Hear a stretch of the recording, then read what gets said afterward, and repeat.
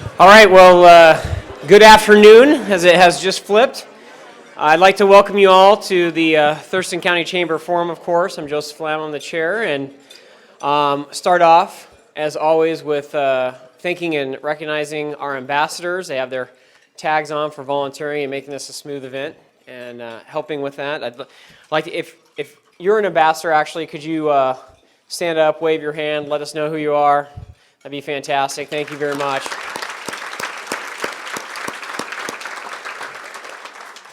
If you are a forum regular and pro, you'll know that you need to look at your tent in the middle of your table there for all the upcoming events. And on September 6th is one of our really big events, Fufara. Of course, we're going to have over 350 active duty military personnel leave from the harbor there. You're going to want to be part of that all day Friday to go out. Please look at those details. Big event every year. A great opportunity for a great day of fun and to thank and participate with the military. So please take a look and consider that. Also would like to thank our forum sponsor. In fact, I'll have her come up and say a few words from our American Workforce Group, Julie Nelson. So wherever Julie is, there we go. She's coming from the back.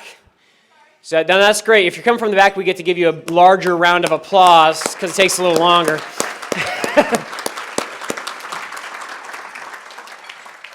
Yeah. Isn't that the way it always is? You just stick that bite of food in your mouth and they call your name. How is everybody today? Good? Beautiful weather we're having this summer. So happy to be part of it. Hold on just a second here. I wasn't prepared. I did prepare, though. My name is Julie Nelson, and I am the president, founder of American Workforce Group. And our mission statement is, we positively impact people in our communities by placing motivated, qualified individuals at great places to work. Our business runs on that mission statement with every decision that we make, whether that is our recruiters finding quality candidates or our business developers bringing in great businesses. I'm excited to announce the opening of our Vancouver office earlier this month in its new location on Andreessen and 63rd. We've got a great team of individuals working out of that office, and I'm super excited to watch it grow. Our Longview office will be moving into its new building this week as well. We purchased a building earlier this year, and we've been doing all the improvements ourselves. It's been quite the undertaking. We're just down the road from our old location, and I'm here to tell you that if you can survive purchasing a new building, renovating, opening a new office, moving its location, and some organizational restructuring, and all of the fun of running 3 offices, you can survive anything. I don't, however, do it by myself. Part of the organizational restructuring was not just growing my staff, but me learning to grow myself. I'm sure most of you know Deandra Williams. And Deandra, if you could raise your hand in the back. She's been the face of AWG in the Thurston County area for 3 years. She was very instrumental in launching our Olympia office. She assisted in growing the team in Olympia to what it is today, and we've got a high-functioning, high-performing team. Deandra is now managing both my Olympia and Longview offices. Olympia has grown to 3 recruiters. They are super busy today. I wasn't able to get them in, but Hannah is here today, and Hannah is our new face of American Workforce Group. So if you see her out and about, make sure to give her a high five. She's done a great job. And by the way, we're looking for a second recruiting assistant. And the last plug, because they're back there, they're telling me I have to quit. We hope to see everyone tomorrow night for our Burgers, Brews, and Business After Hours. We're partnering with our neighbor, Puget Sound Taps, and we plan on having lots of games, prizes, and fun. And we'll see you all tomorrow.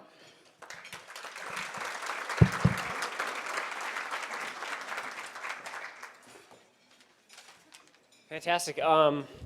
Also, I kind of missed it, but actually it's even more appropriate now. I think to our ambassadors. Our ambassadors are sponsored by Tags and Awards and Specialty, so I'm going to do a special call out to them now because I complained at the last forum that the ambassadors got the fancy name tags, and I didn't. And by the very next forum, I have a gold name tag, so that's a quality, quick response from Tag, so appreciate their sponsorship of the Ambassador Program.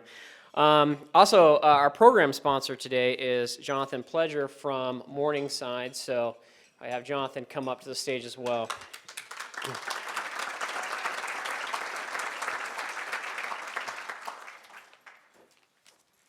Good afternoon. We're going to do a little bit different presentation than what Morningside usually does today. So today I want to highlight 4 outstanding individuals who have each celebrated 15 or more years at their workplace. So in today's world where turnover is high and people change jobs more frequently, I think these individuals need to be recognized for their longevity and their dedication and commitment to their work. So let me tell you a little bit more about each of them. So first we have Hugh. Hugh's been a courtesy clerk at Albertsons since 1997, so for 22 years. He's an integral part and a member of the Tumwater Albertsons team. He's a courtesy clerk providing great customer service. Hugh's also a passionate self-advocate on behalf of people living with disabilities and advocating for people to live on their own and not in institutions. He's proof that it can be done, and he's living a full life outside of his work. He was recently featured in the documentary Bottom Dollars that focused on eliminating sub-minimum wage and just a fuller life for people with disabilities. So Hugh couldn't be here today with us to be recognized because he had to work. He's very dedicated. Next is Julian. Julian's an office and mail clerk at Olympia School District, and he's been there since 1994, so 25 years. His attention to detail is second to none, and he keeps the admin office running smoothly. The school district received an Outstanding Employer Award a few years ago for their support of Julian and providing an inclusive environment. You can see that award there in the picture. Julian also couldn't make it today. Third, we have Allie. She's with us today. I'll have her stand up in a second. She's a home and garden associate since 2004 at Lowe's, and so she's been there 15 years. She focuses on customer service and does a little bit of everything at Lowe's in the home and garden section, and does it all with a smile and a positive attitude. You can see her smile here. She's also really involved in Special Olympics and focuses on soccer and has a great time doing that. So, Allie, if you could stand up and we can recognize you for your great 15 years.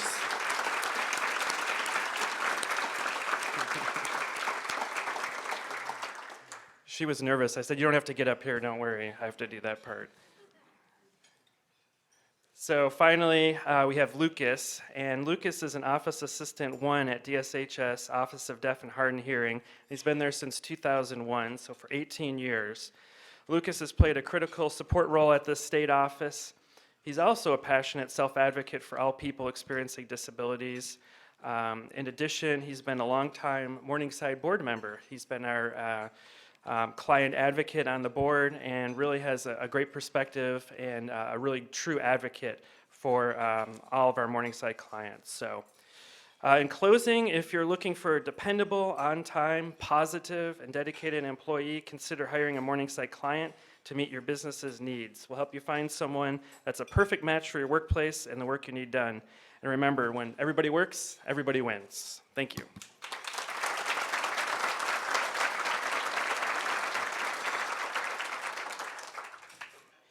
Okay, and finally we have a media sponsor as well. I'd like to welcome to the stage Christian Peng from Lucid Cannabis.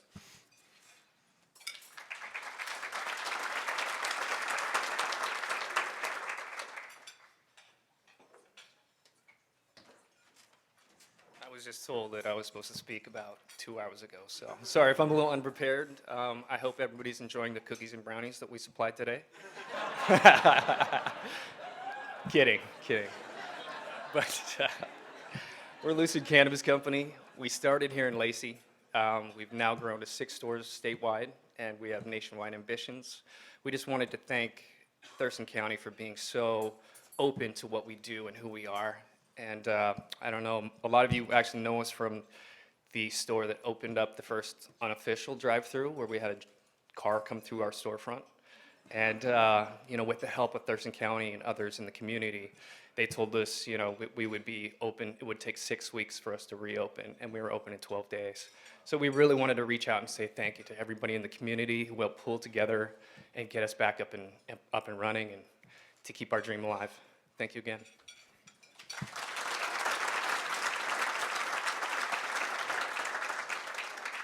Thank you for all of our sponsors that make all this happen, and obviously it's a popular forum today, really full, and I'd like to welcome to the stage now our President and CEO of the Chamber, Mr. David Shafford.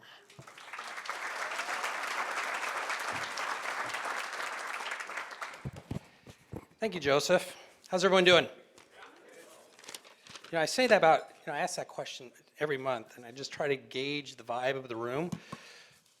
Y'all identified with the cannabis joke and the cookies and the brownies, so you must be in a pretty good mood. Hope your summer's going well. It is a privilege to have as our program the Republic of Korea's Seattle Consul General here today as our program. In addition, it is also a pleasure to be partnering with the Olympia World Affairs Council, who assisted in bringing Consul General Lee here today. We had a roundtable conversation prior to the forum with some business leaders and community leaders, elected officials, and it was a robust conversation about Korea and the opportunities and just exchange of information about Korea as a culture, as a country, and how they are evolving. To formally introduce our speaker today, it is a privilege to bring Charles Schlan, who is a board member of the Olympia World Affairs Council. So Charles, the podium is yours.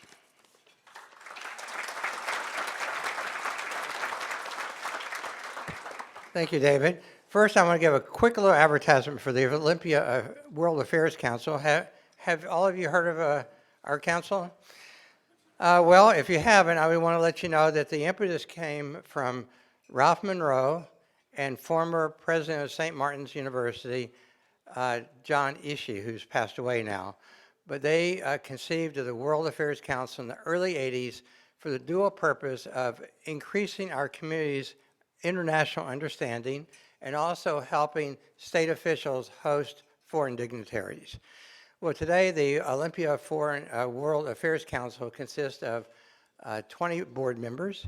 We meet the third Thursdays of each month during the academic school year at the Lacey campus of South Puget Community College, and we bring in speakers, really high-level speakers, to talk about foreign affairs. The speakers that we have lined up this fall on September 19th is Middle East and the transnational migrants. On October 17th is a topic that's hot in the UK, it's Brexit. November 21st, demography and ecology. And December 12th, we have a program on Russia and China. So we have some, Steve, we have some brochures in the back someplace, or he does. But if anybody would like more information on the World Affairs Council, he has some brochures, and we would enjoy seeing you for those free presentations that we have on the third Thursday of each month. Today we have an interesting and unique opportunity to learn about Korea. I learned about Korea as a Peace Corps volunteer my wife and I, back in the early 1970s. It was a whole different country at that time because they were just emerging 20 years from the Korean War, a devastating war that claimed 700,000 lives on both sides, 33,000 Americans. And then also from 1905 to 1945, Korea was, I wouldn't just say colonized, they were annexed by Japan. And so after World War II, Japan moved out of Korea, and then the Korean Peninsula was divided at the 38th parallel between the two spheres of influence, Soviets and the West. Well, after the Korean War, Korea was considered one of the 10 poorest countries in the world. In fact, the State Department conducted a study. They said, this is in the late 50s, what countries in the Asian area are going to be most promising? And Korea wasn't even on the radar. Taiwan wasn't on the radar. You know who number one was? Philippines. They're going to be the best country. They're going to be the most economically viable country in that part of Asia. Well, little Republic of Korea surprised them all, because fast forward to now, Korea now is one of the top 20 richest countries in the world. In fact, how many of you have a Samsung, LG TV, or a device, a smartphone, a Hyundai car, or Kia? How many in the room have one of those devices? Okay, about 3/4 of us. A little country of less than 30 million people is really, I would consider, an economic miracle in our world today. It's my pleasure to introduce the Korean Consul General Lee. I've gotten to know Consul General Lee through my participation as a returned Peace Corps volunteer. The Consul General has developed very warm relations with about 50 Korea Peace Corps volunteers that served in Korea from 66 to 81. Peace Corps Korea left in 81 because it became a developed country. Today, you look at people who are poor and then they become wealthy. You hope that they have received. You see they've received. You hope that they will give. Well, one small way that Korea is giving today is in the early 90s, they developed their own Peace Corps.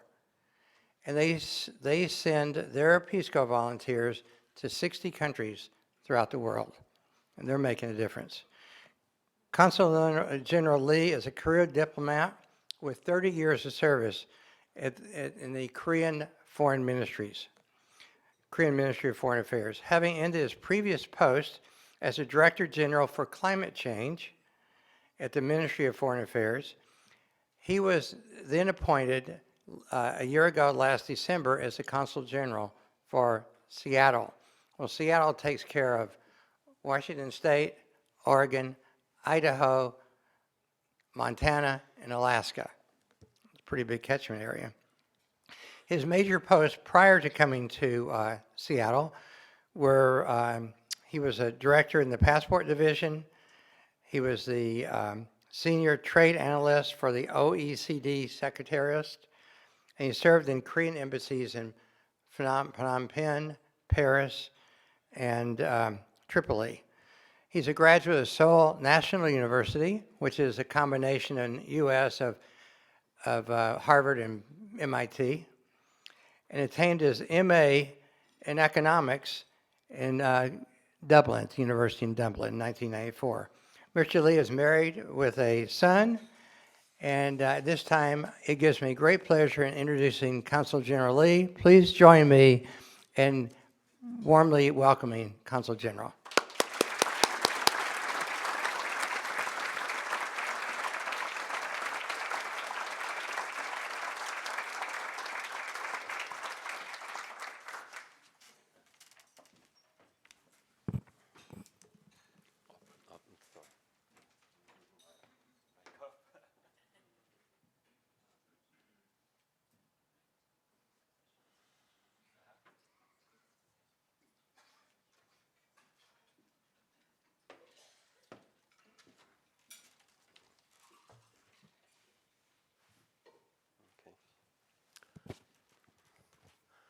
Good afternoon, everyone. Okay. I'm very, very honored to come here to join you and to talk about Korea. And actually, as Mr. Charles Chilan introduced, I came to Seattle the almost last day of 2017. So it's almost 1 year and a half to stay in Seattle.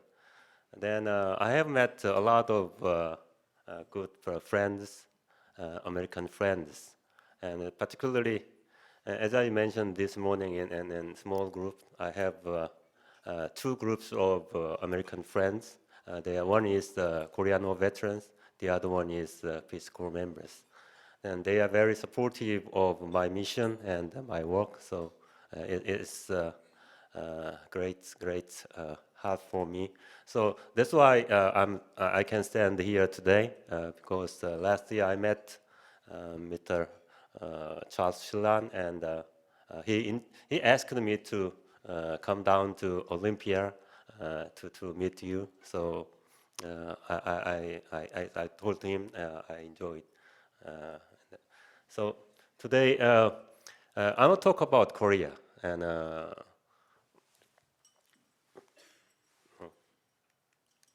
okay.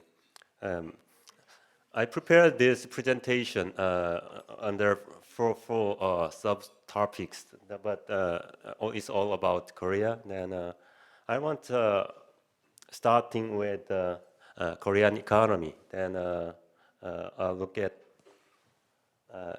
Korea-U.S. relations, and I'm a little bit touch upon the Korea-Washington State relations. Then finally, I want to keep you informed of what's going on in Korea currently, particularly in terms of negotiation between South and North to denuke the North Korea.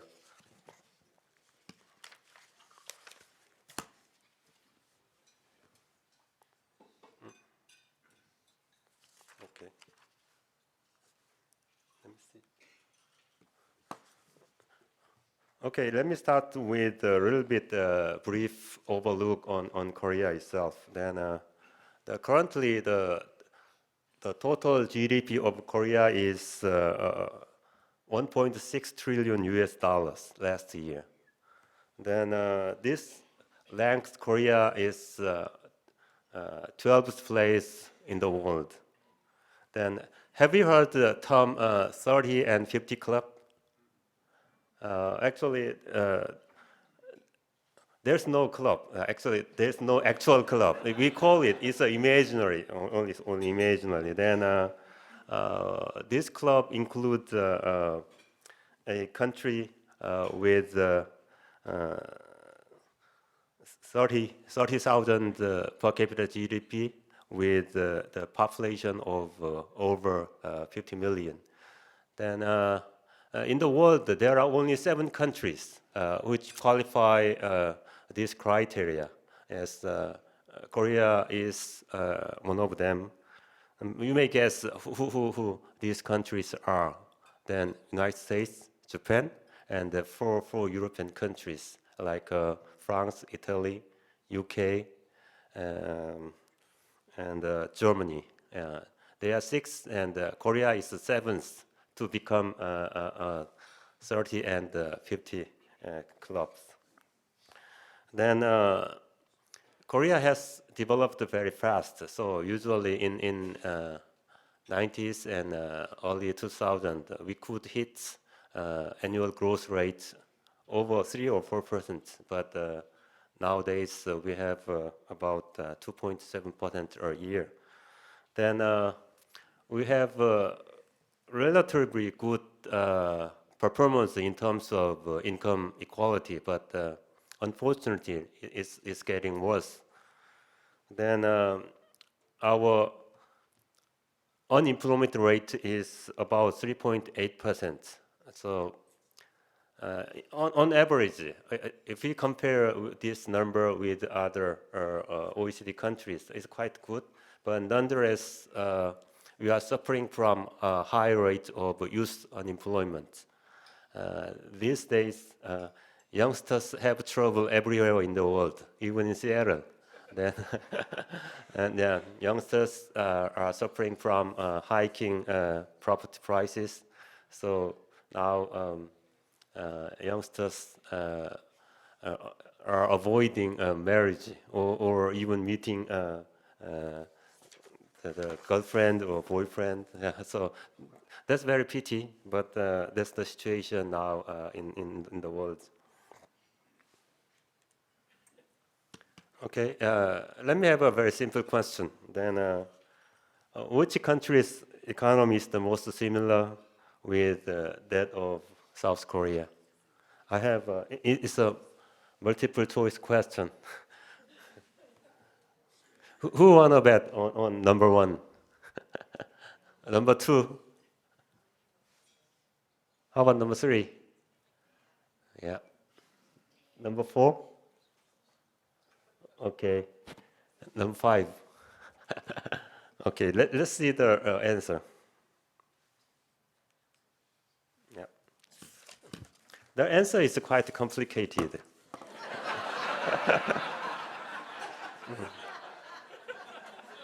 It depends which aspect you are looking at. But usually we look the size of economy. So in terms of size, Korea is quite similar with Canada.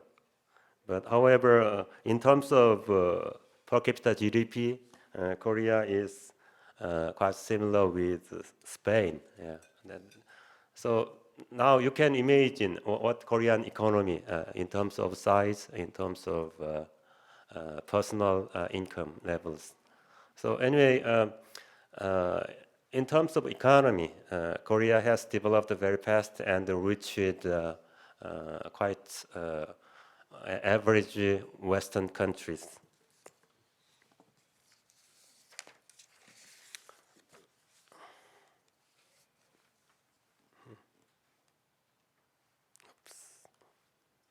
Oops.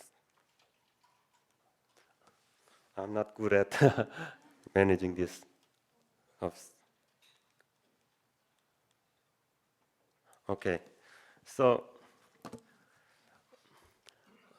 we have some high-profile cases in many aspects. So these are some areas which we are boast of. Then we are top in several areas in terms of internet connection and semiconductor sales, e-participation, and the mobile phone shipments. So we have a good profile in these areas. In particular, the Samsung and SK, they supply 2/3 of world's semiconductors.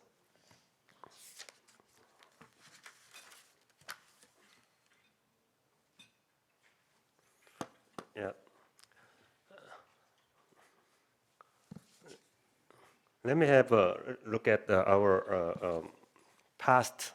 So the diagram on the left shows that how fast we have grown for the last 70 years.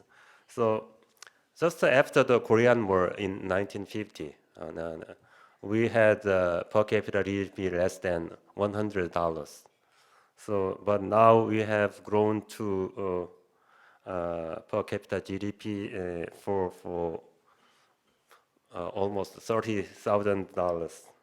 So it's increased almost by 300 times for the last 70 years. Then when I visit and when I met foreigners, often they ask me how come Korea became developed so fast. Then sometimes I can myself find the exact answer. I think it's quite a mystery. Then we have some internal factors and external factors that may explain how Korea developed so fast. So internally, we have high quality human resources. And actually it's possible because we had good education supported by parents' efforts. So we have very abundant in terms of human resources. However, Korea was very poor in natural resources. That's why our leaders, our bureaucrats adopted economic policy to link Korea with the outside world. Then I think you are quite lucky. After the World War II, then the world has developed the rules-based trade system led by the Western countries, in particular the United States. So the world developed the World Trade Organization, which led rules-based trade in the world. Then we could benefit our external connections. So we developed, developed the manufacturing sector, which import natural resources. Then we manufacture them and we re-export those products to world markets. So by combining domestic strengths and external opportunities, we could become a very fast-growing countries.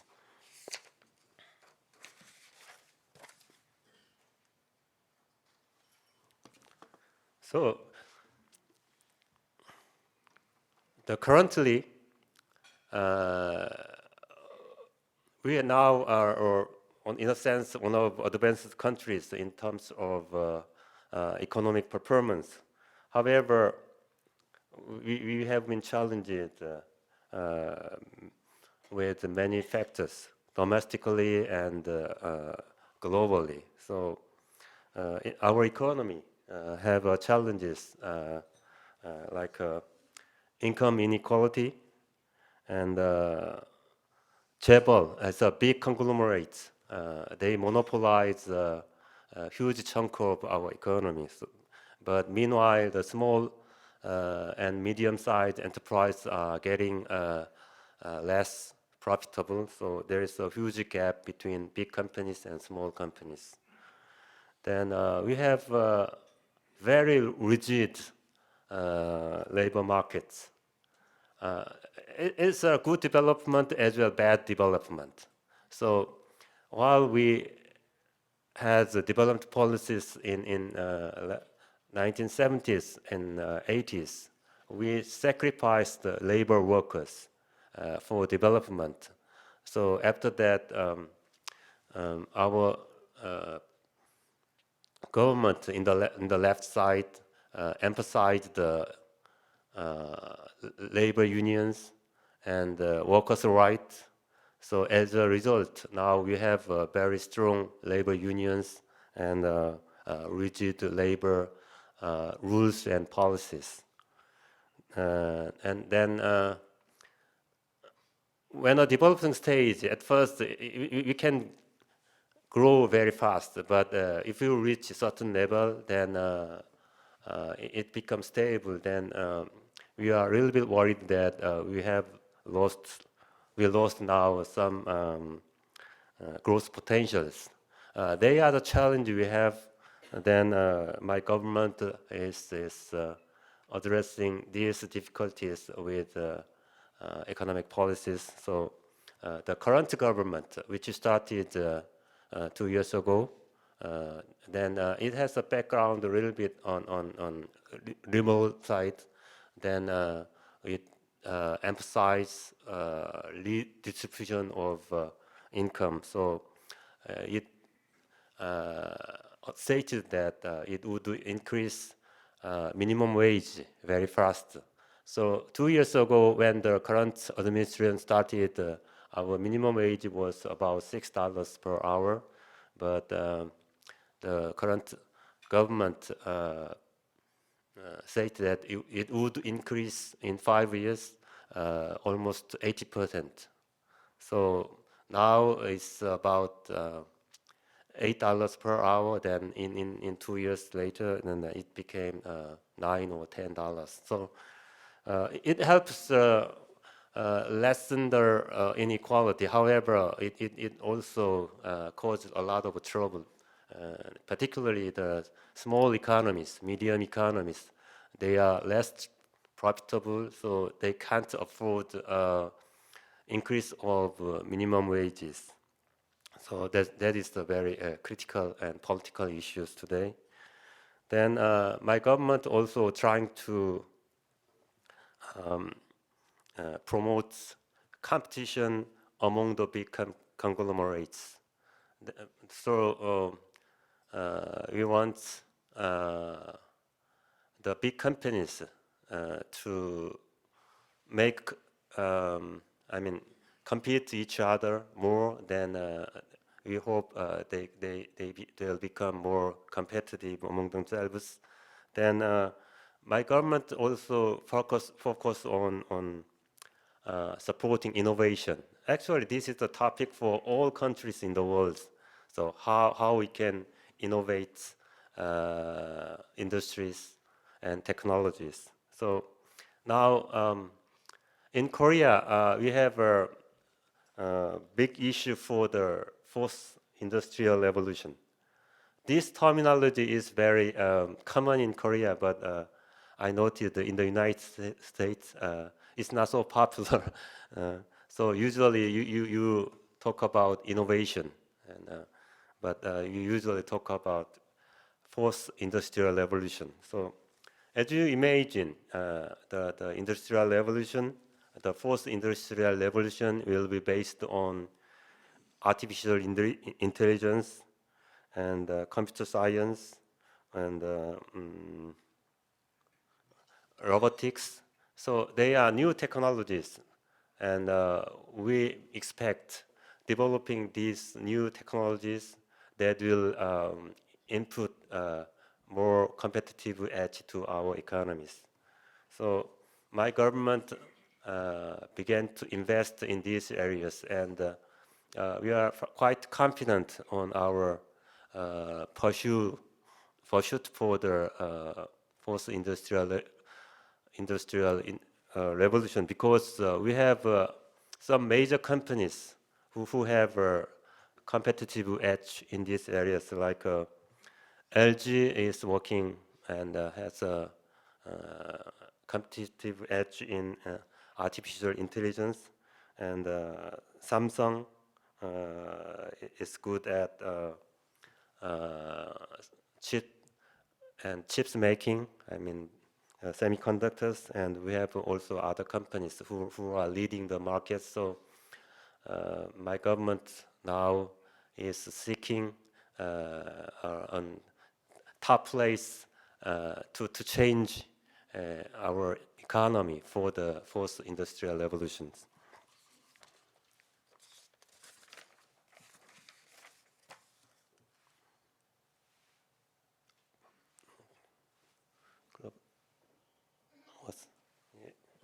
Yeah. As I mentioned earlier, that Korea sought our development policy linking Korea with outside world. As a result, we have a very high rate of trade portion in our GDP. So global situation is very critical to our economic performance. Then these days we are witnessing heightening protectionism, and as you know, there's disputes between the United States and China, and we also have disputes between Korea and Japan. Then we strongly support the free trade mechanism in the world. So it's quite pity, not only for Korea, but also for the international community, that the protectionism is getting hits these days, and it caused a lot of trouble to us. Particularly, we have some phony relation with Japan now. As you know, we had a colonial rule under Japan for the 36 years from 1905 to 1945. So in a sense, we are neighbor, and Korea is a neighbor of Japan. So because we are close, we could become a friend, we could become rivals. Then we have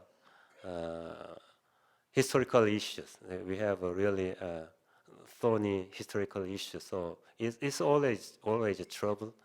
And although we had some basic relations, and after the World War II, there's no diplomatic relation between Korea and Japan up to 1965. Almost 25 years old, almost 30 years. Then and in 1965, we re-established our diplomatic relation with Japan. Then at the time we had a basic agreement, but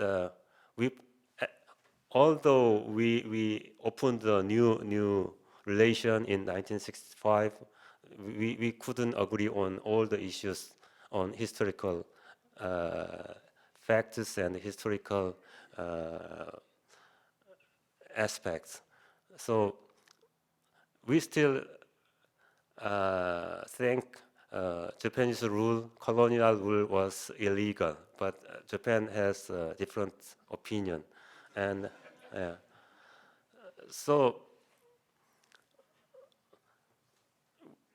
we have a basically different viewpoint about the history. Then it caused a lot of different views and disputes, particularly comfort women and labor and forced labors during the colonial rules. So because of historical issues, Japan recently tightened its export control to Korea.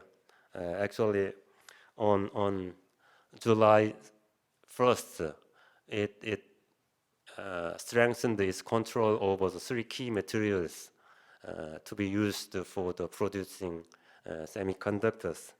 And on August 2nd, Japan removed Korea from its white list.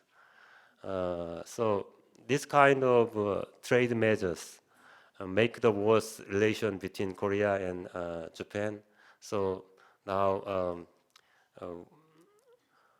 we are really bad terms with Japan, and I hope. Actually, my government wants to resolve this issue through dialogue, consultations, but I think it could take a little bit longer time because at even people's level, there's a diversion of views. So for a long time, it was an issue only for the politicians. But now, unfortunately, it's a little bit matter of people and people. But some people insist that at the people level, we strengthen competition and we sought consolidation. But I'm quite pessimistic we could resolve this issue at the short run. So this could impact on global supply chains. Then it would hamper the certain circulation of products globally. Particularly, as I mentioned, Korean chip makers supply two-thirds of total semiconductors in the world. So we are afraid that global value chain could be disrupted with trade dispute between Korea and Japan. So hopefully, I wish we could resolve these issues through dialogue sooner or later.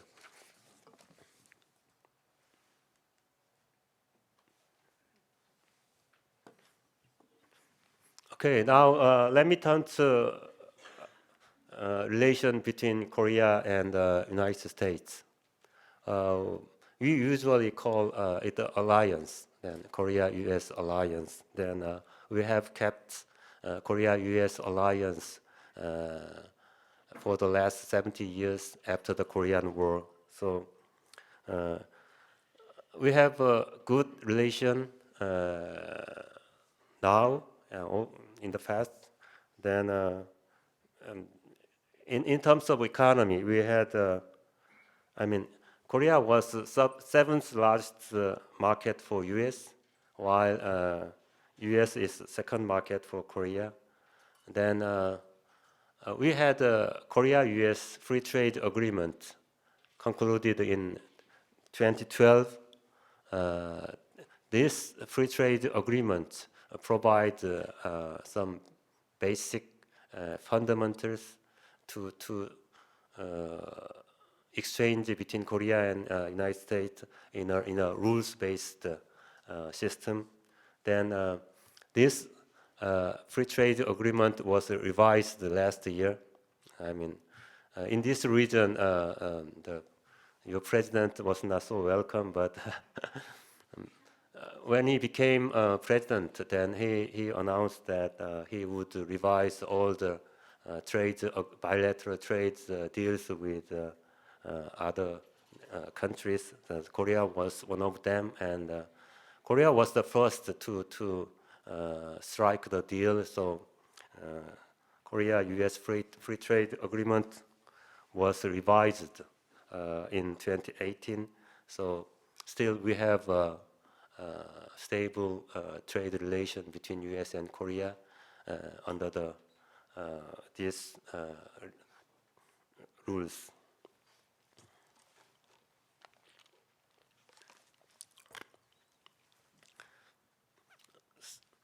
So trade and investment between our two countries is very important, not only for Korea, but also for the United States. So trade and investment with Korea, we have data that supports 400,000 U.S. jobs.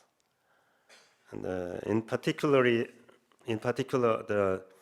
some South Korean companies invested and they built factories in Atlanta and Dallas region, and they support these profiles. Supporting jobs ranging. Jobs about 51,000 people, and we have more profiles or investment in terms of R&D and U.S. exports. This is only supported by Korean-owned firms in the United States.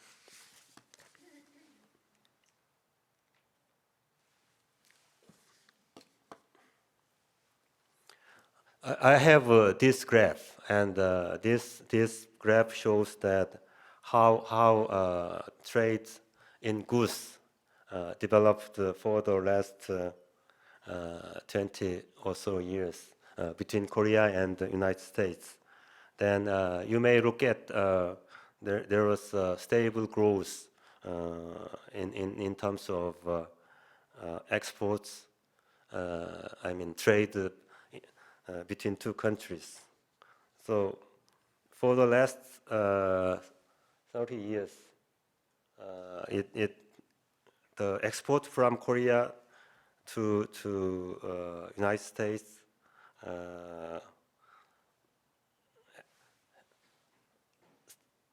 increased significantly. Then it was the vice versa for the U.S. cases. So we have strong performance for the last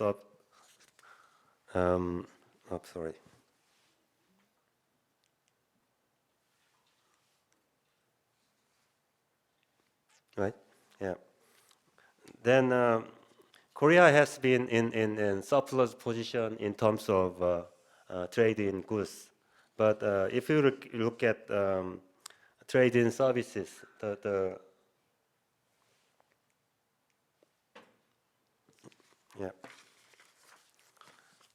the picture is a bit different. So in discussing trade, we have a distinction between goods trade and services trade. Then you may presume that U.S. has a strong hand in services. So for the last 30 years, then U.S. trade in services vis-a-vis Korea has better performance. So for the last 20 years, the gap has been widened. So all in all, if you look at the trade, if you look at trade both in goods and services,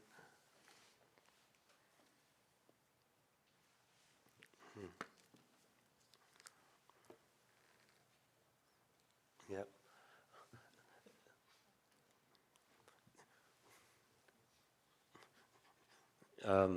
So we have a good performance in terms of trade, but however, Korean surplus is a little bit bigger than U.S. Then the gap peaked in 2015, but now it's getting less because there's one factor in these figures. Then U.S. began to export its oil and gas to world markets. That's why it changed the trend.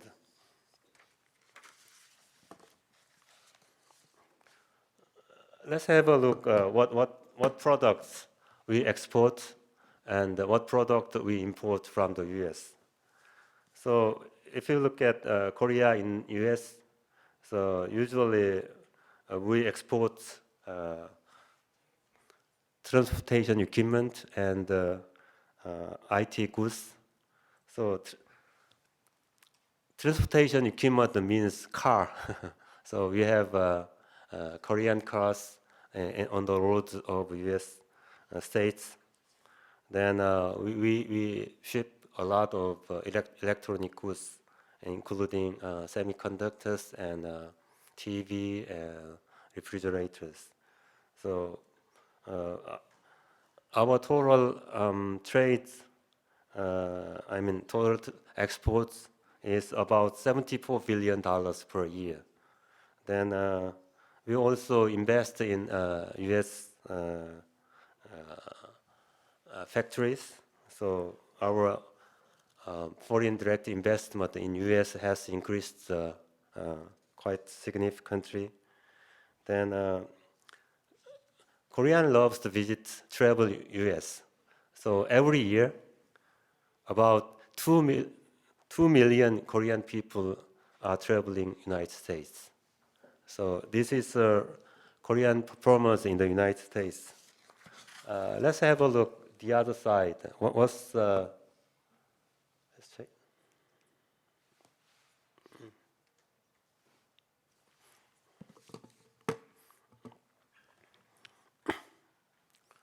This is U.S. performance in Korea. Korea exports oil and gas, chemicals, and food and agricultural products. So here in Washington State, we have import a lot of Yakima cherries. Yeah. And for the last couple of decades, we have imported a lot of Californian wines. But since I came to Seattle, I realized that this region has produced a lot of good wines. So I expect Washington wines will be famous and popular in Korea. Yeah.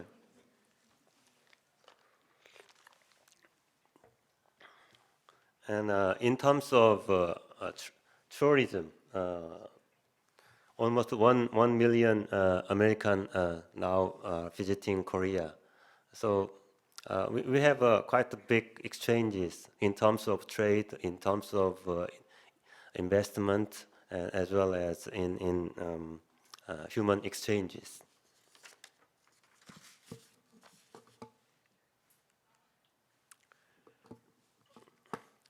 Now I want to look at relation between Korea and state of Washington. Then for this part, I have a little bit difficulty in finding proper data because usually we have data at country level rather than state level. But I could find some data which shows the relation between Korea and state of Washington. I'm quite surprised to see this sistership agreement, sistership relations between Korean cities and cities in the Washington state. Then at state level, 전라북도, which is the province located in southwest in South Korea. Actually, I was born in 전라북도, so I noted that 전라북도 and the state of Washington has kept sistership relations for quite a long time. I mean, since 1996. So governor, they have, Governor Inslee visited Korea, and a month ago, the 전라북도 governor visited Seoul. So they are seeking more exchanges and trade exchange and investment, as well as some student exchanges. Then at city levels, they have more sistership relations. So they have, we have about dozens of sistership relations. Then they organize trips and some cultural exchanges.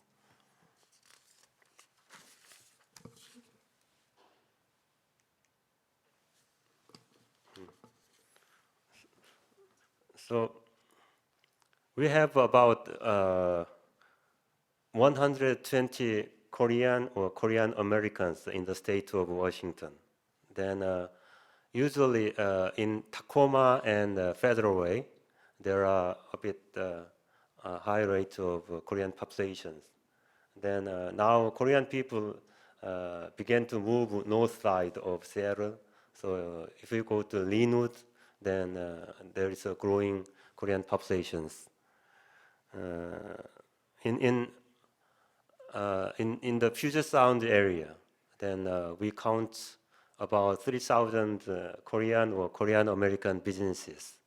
So I think they play quite important role in this region. Then Korean people, they are very stick themselves together. So they run Saturday school. So they teach Korean culture and Korean language. Then we noted that we have about 100 Korean schools on Saturday. And they also solve some Korean language education for other residents in these states. Then we have here about more than 100 Korean associations. And then they organize various cultural events across the year. In particular, January 13th, that is the Korean American Day. So annually, the Korean community organizes reception and some cultural event on January 13th. So please put your diary. January 13th is the Korean American Day. And maybe you heard APCC, which is the Asia Pacific Cultural Center located in Tacoma.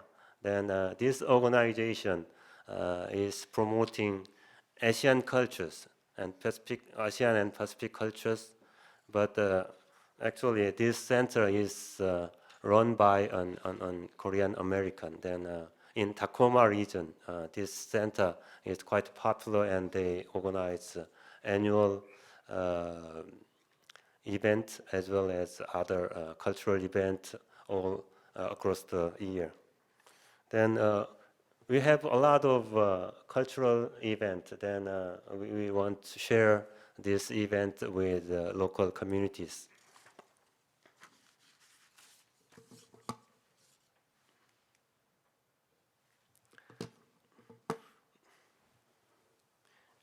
Here also I have some figures which shows the relation between this state with Korea.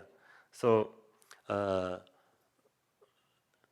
state of Washington exports $4.14 billion to Korean markets. But I can't find the proper figures how much these states import from Korea because a lot of Korean products arrive in New York or Los Angeles rather than Seattle ports. So I was able to find only these figures. But anyway, Korea and the Korean people in this region is getting more significant role in the economy and daily life in this region. Now let me finish some economic aspect and let me go to my final topic. It's politics in the Korean Peninsula. As Mr. Shillan explained, we are divided after the World War II.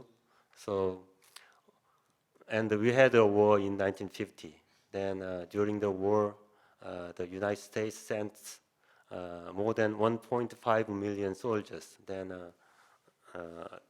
it caused a lot of casualties and wounded. So that's why we really thankful for those Korean War veterans. So we organize an annual event. Then still, Korea is divided, as you know. Then there is a big gap between the South and the North. The South Korea is totally free and free democratic market economy. Meanwhile, the North is authoritative and less developed region now.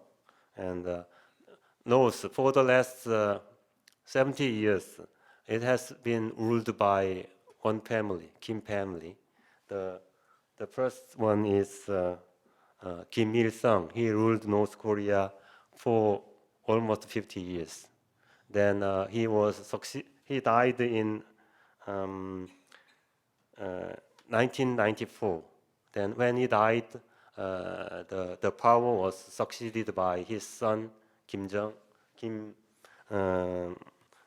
Jong-il. Then he ruled North Korea about 17 years. Then he died in December 2011. Then after that, the young leader named Kim Jong-un succeeded the power. So now the young leader is the president of North Korea.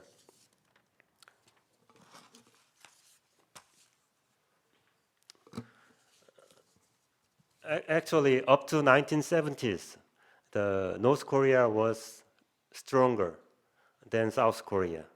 They were richer than South Korea up to 1970s, but the economic size and the power reversed in 1980s. Then there is a huge gap between North Korea and South Korea. Particularly, if you look at the GDP, there is almost 40 times gaps between North Korea and South Korea. 40 times. So North Korean leaders thought it's impossible to compete with South with conventional military power. So they began to develop nuclear power since 1980s. So there was a deal in 1992, but they breached the deal. Then the first nuclear test took place in year 2006.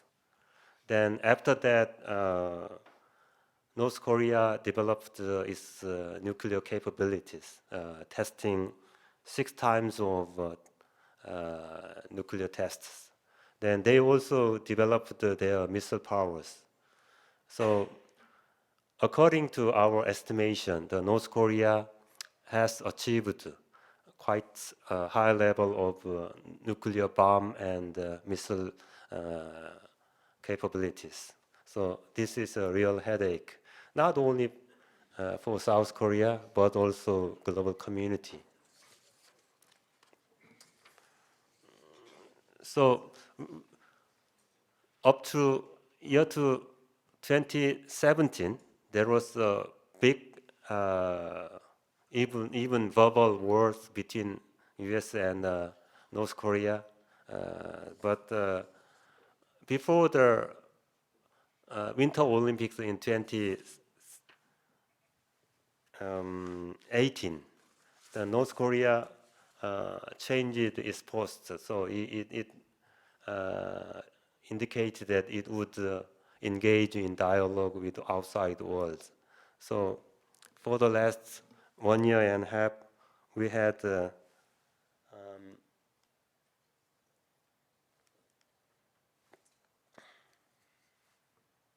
we had 3 times South-North Summit and 2 times of US and North Korean summits. So this is the first South Korea and North Korean summit that took place on April 29, 2018. Then it took place in Panmunjom, which is a truth village. Maybe some of you visited the DMZ and Panmunjom. So this is a real icon of the Korean war and Korean disputes. So at Panmunjom, the both leaders met and they signed the declaration which seeks enhancing inter-Korean relations, and they agreed to make efforts to eliminate the danger of war, and in the long term we will establish a permanent peace regimes. Then following this first summit, there was the first North Korea-US summit, which was held in Singapore in June 2018. So maybe all of you know this historic event. So North Korean leader and President Trump met in Singapore and both agreed on certain principles, and then that heightened our hope for the future. And in Singapore, they agreed to renew, agreed to establish new U.S. and North Korean relations, and they would build some peace regimes, and particularly they agreed on recovering POW MIA remains from North Korea. Then when we had this summit, we expected we could achieve denuclearization of North Korea, and we could establish some stable peace in the Korean Peninsula. But as you have witnessed, the situation has not fared so very well. So anyway, we had a second and third summit between North Korea and South Korea. So South Korean President Moon Jae-in visited Pyongyang in September 2018. Then he made a speech at the audience of people in Pyongyang, and both of two leaders visited the top of the Baekdu mountain this mountain is located in borderline between China and North Korea. Then this region is highly respected by Korean people, not only North Korea but also South Korea, because this is the original place for Korean people to become a nation. But so this photo is really symbolic. So South Korean leader and North Korean leader together visited Baekdu Mountain and took photo. Then we had more expectations about peace. Then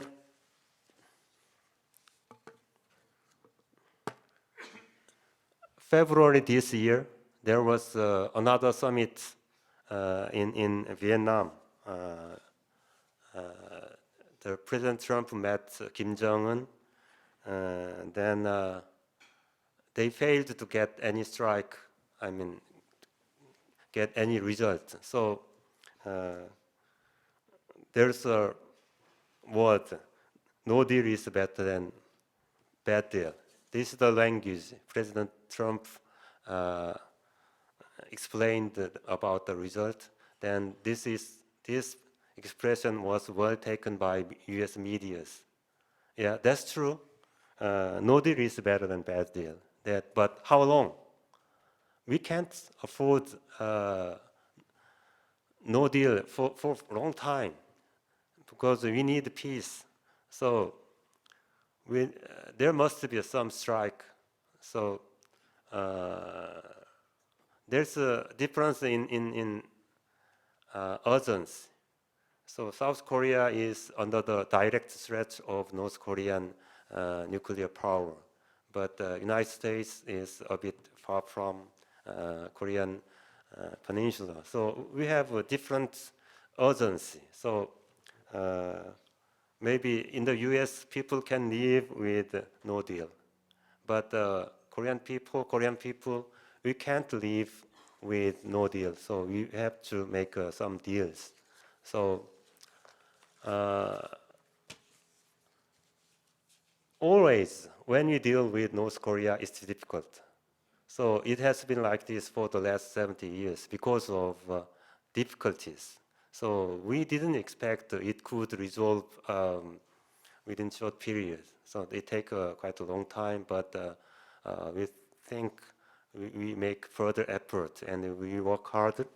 Then we expect that there is some working level deals. Then it could possibly some results by the end of this year. Or at least the deal is always linked closely with political situations. Political situation in South Korea, political situation in the United States. Particularly next year, you have an election. So there must be some deal before the election. That's what we expect. So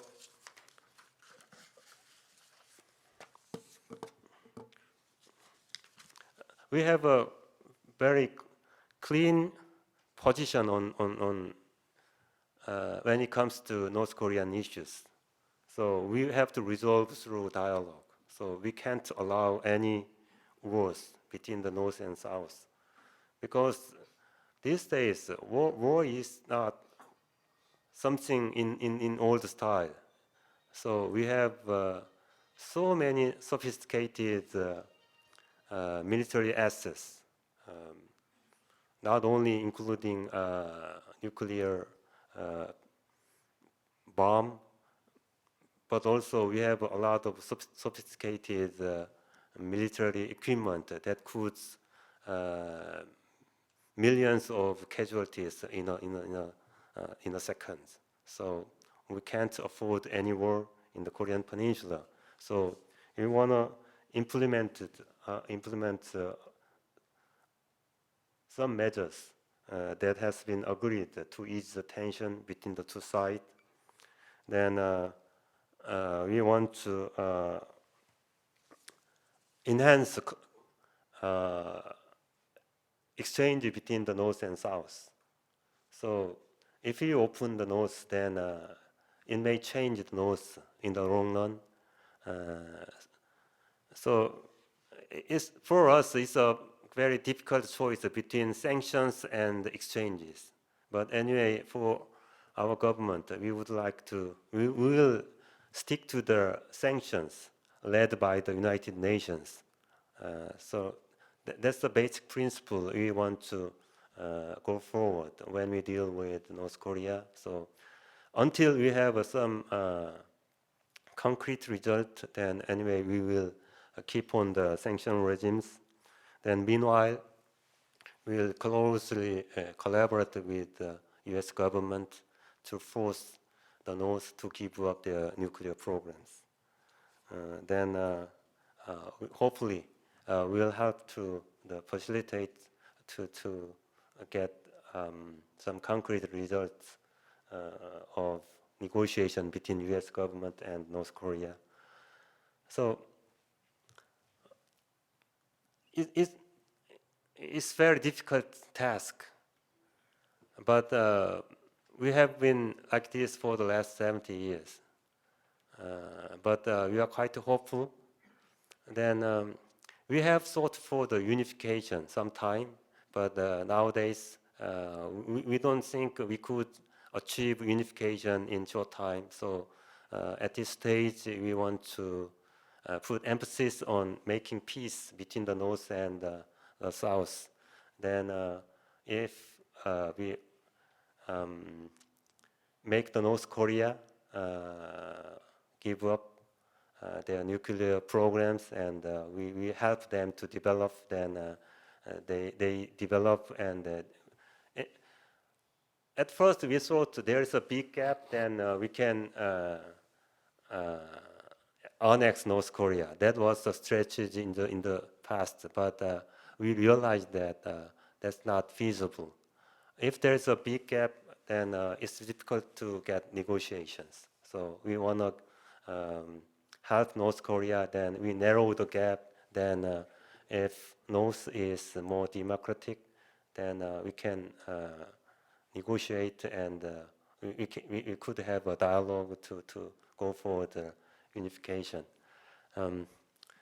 Actually, this is my presentation about the current situation in Korean Peninsula, as well as the Korean economy and Korean-US relations. So I hope my presentation helps your understanding about the world, about Korea, about the relation between Korea and the United States. Thank you very much.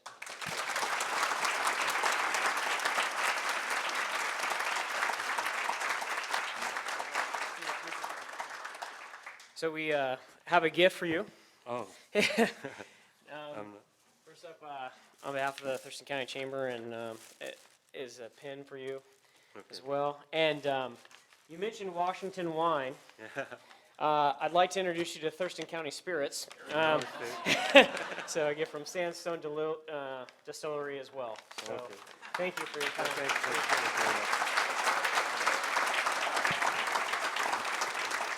Okay. And a drawing. Doug, can you come pick for me here? I never want to be responsible, so. There you go. Thank you, Doug. Okay. For the $50 Visa gift card by American Workforce Group, Inc., and a free forum pass for next time, I have Todd, and am I saying it right, Monahan from Olympic Rental and Landlord Services. There we go. Got it right. By the way, we will not be billing you for a 500 level class in economics and politics today. You get that for free with no additional student debt, so just another benefit of the chamber. But I do want to thank everyone for their participation, and you guys have a fantastic week, and we will see you next month. All right?